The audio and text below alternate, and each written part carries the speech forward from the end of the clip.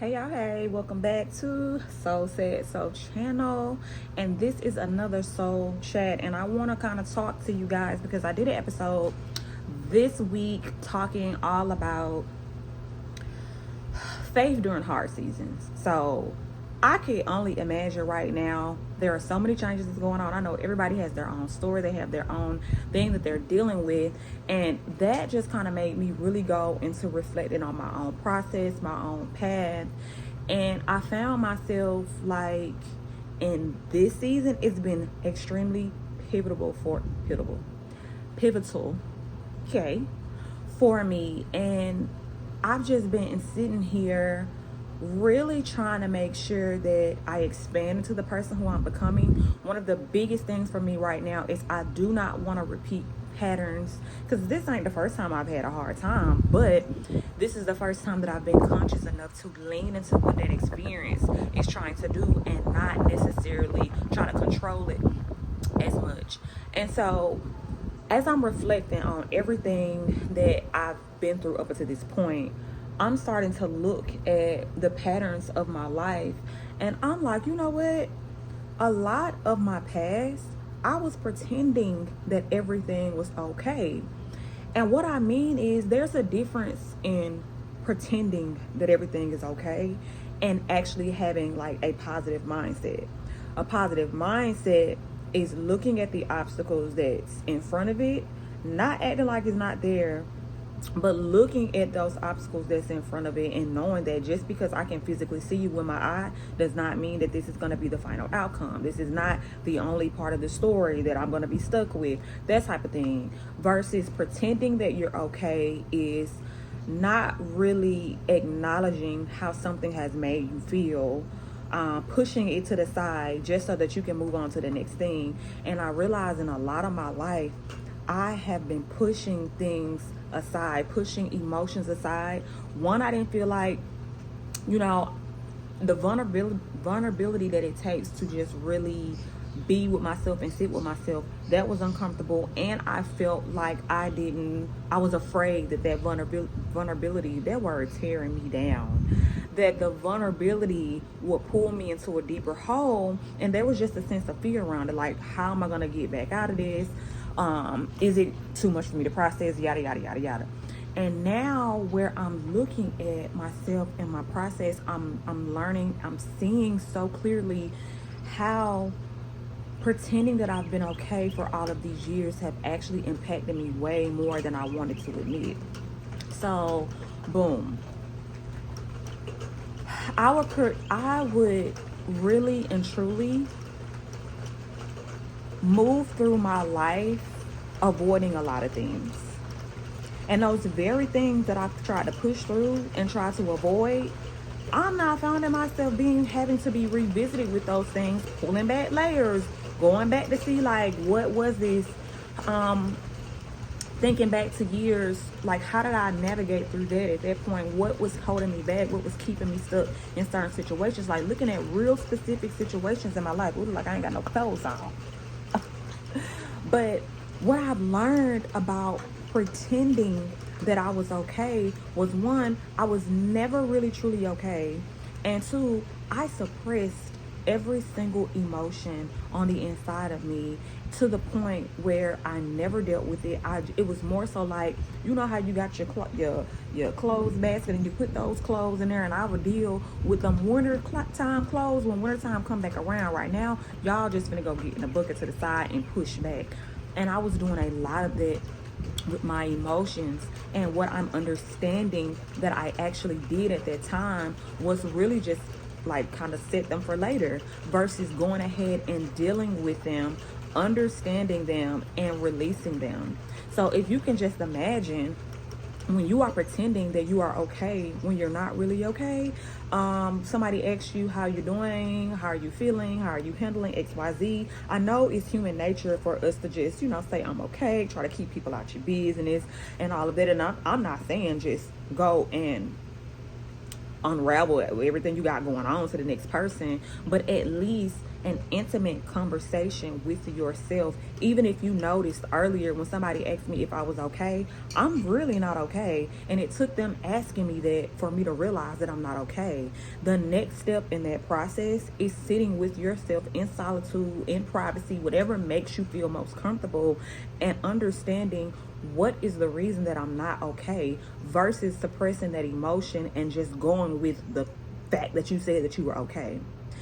What this does in this moment when you're having this intimate conversation with yourself is you're actually releasing the emotion. You're allowing it, one, to come to the surface. Two, you're going to be able to have ways to see how you can release it, because you may not even be aware that you're carrying a lot of this stuff. Because I promise you, it's some things and emotions that I didn't realize I was carrying until my body told me later, or until something triggered me in another time, at another date. And now I'm realizing that I'm not even that mad at this situation. I'm really mad from an old situation, but it took this situation to really make me understand how bad something has bothered me. So when you're pretending that you are okay and you are not, like, really getting to the nitty gritty of a thing, you are really holding on to something that eventually is going to come back around to you. So that's one of the biggest things that I really learned about in that season where I was pretending I was okay. I didn't know that that's what I was doing.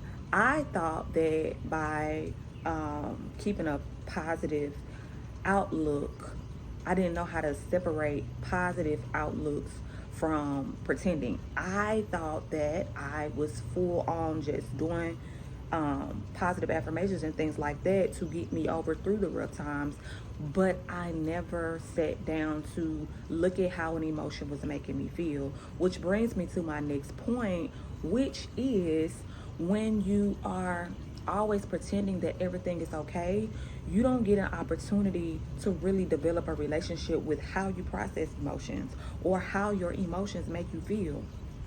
So even though I've had situations before that were very uncomfortable, I didn't take the time during that time to really see how these emotions affected me. How did they trigger me? I didn't have a plan for how to manage that emotion. You see what I'm saying? So now that it's time to now really address it, even though this is not the first hard season that I've ever had, this is the first time that I'm actually having to be with certain emotions and have to really be like, okay, yeah, that's hurting my feelings.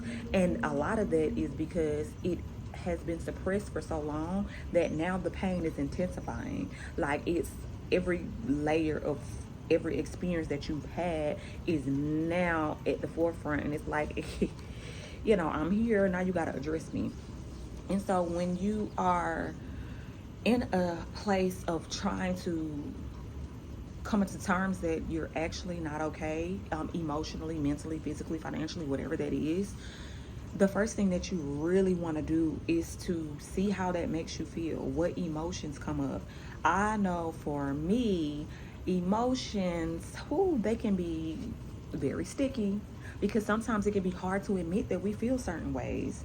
And just the admission of how you feel about something makes you have to replay all of the events that led up to you feeling like that. But what I will say is, in that process, it's less about the actual emotion and the fact that you're feeling it, and it's more about developing a way to manage how you are expressing that emotion, and also how you will navigate through those emotions.